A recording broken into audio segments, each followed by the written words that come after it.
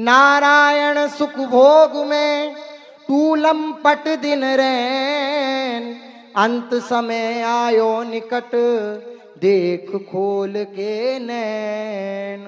हर समय भोग वृत्ति में सुख बुद्धि करके हम लगे हुए हैं, लंपट की भांति आकर्षण किए हुए हैं। अंत समय निकट आता जा रहा है, जरा नेत्र खोल के देखें। महापुरुष जन चेतावनी दे रहे हैं कि जागृत हों, देखें। कोई नहीं यहां पर रहा, बड़े बड़े आए, बड़े बड़े धराशायी हो गए, कोई नहीं जानता उन्हें। कुछ उदाहरण दे रहे हैं नारायण स्वामी। हिरण्याक्ष जग में विदित हिरण्याकशपु बलवान, नारायण क्षण में भये यह सब राख मसान। कितना बलवान था हिरण्याक्ष, कितना बलवान था हिरण्याकश्यपु, लेकिन राख के समान हो गए सब क्षण भर में। कुंभकर्ण दशकंठ से नारायण रणधीर, भय सकल भट काल वश जिनके कुलिश शरीर। कुंभकर्ण, दशानन रावण, जिनके भय से पृथ्वी कांपती थी, चलत दशानन डोलत अवनी, वह भी काल के वश हो गए, वह भी काल के गाल में चले गए। उनका कोई भी शरीर, कोई भी वस्तु कहीं भी कुछ दिखाई नहीं देता है, कोई नहीं जानता, कोई नहीं उनको पहचानता, कोई उनका स्मरण नहीं करता। नारायण संसार में भूपति भय अनेक, मैं मेरी करते रहे ले न गए तृण एक।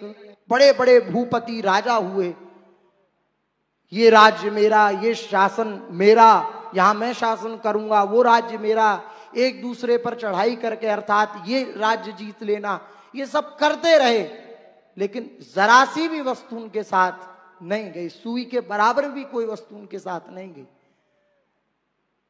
सब लोग जानते हैं सिकंदर जब मरने वाला था तो अपने निज जनों से उसने कहा कि मेरे हाथों को तुम बाहर कर देना, जो मेरी जब अंतिम यात्रा निकले तो उसमें से मेरे हाथों को बाहर कर देना, ताकि ये संसार जाने कि जिस सिकंदर की कोष की चाबियां 19 ऊंटों पे चलती थी, वह भी खाली हाथ गया, उसके साथ भी कुछ नहीं गया। बड़े बड़े भूपति राजा बिल्कुल कुछ नहीं ले जा पाए, तृण भर भी कुछ नहीं ले जा पाए। भुज बल जीते लोक सब, निर्भय सुख धन धाम, नारायण तिन नृपन को लिख्यो रह गयो नाम। अपने भुजाओं के बल से जाने कितने राज्य आदि जीत लिए, लेकिन केवल नाम भर उनका शेष रह गया और कुछ नहीं है, कोई उनका नामो निशान नहीं रह गया। हाथ जोरी ठाड़ो रहो जिनके सन्मुख काल, नारायण सोऊ बली परे काल के गाल। जिनके आगे स्वयं काल हाथ जोड़ करके खड़ा रहता था, वह भी काल के वश हो गए, उनको भी कोई नहीं बचा पाया, उन बलियों को भी कोई नहीं बचा पाया, वह भी काल के गाल में गए। जिनके सहजई पग धरत रजसम होत पशान, नारायण तिनको कहूं रयो न नाम निशान। जिनके चरण धरने से पाषाण भी रज के समान चूर्ण हो जाता था, उनका भी कहीं नामो निशान नहीं रह गया। इसलिए नारायण स्वामी कह रहे हैं, रे मन क्यों भटकत फिरत, भज श्री नंद कुमार, नारायण अबहु समझ भयो न कछु बिगार।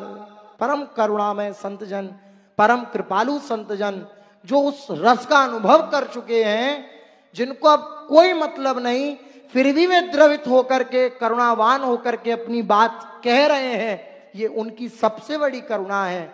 वे चित्त से द्रवित होकर के कह रहे हैं कि अब भी समय है, अब भी समय है, अपनी बिगड़ी हुई को सुधार लो, मत भटको, मत फिरो इधर उधर, और नंद कुमार, नंद नंदन, प्रिया प्रीतम, इनकी शरण हो जाओ, इनका शरणापन्न होके, इनके समर्पण होकर के इनका भजन करो।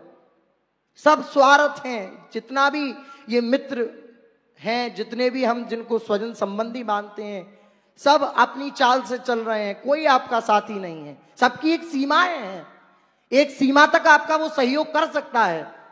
प्रभु असीम है, वो सीमा से बाहर भी आपका सहयोग कर सकते हैं। कोई भी व्यक्ति, वस्तु, स्थान एक सीमा तक आपके साथ है, उसके बाद उसका साथ छूट जाना निश्चित है। लेकिन प्रभु हर समय हर क्षण आपके साथ हैं।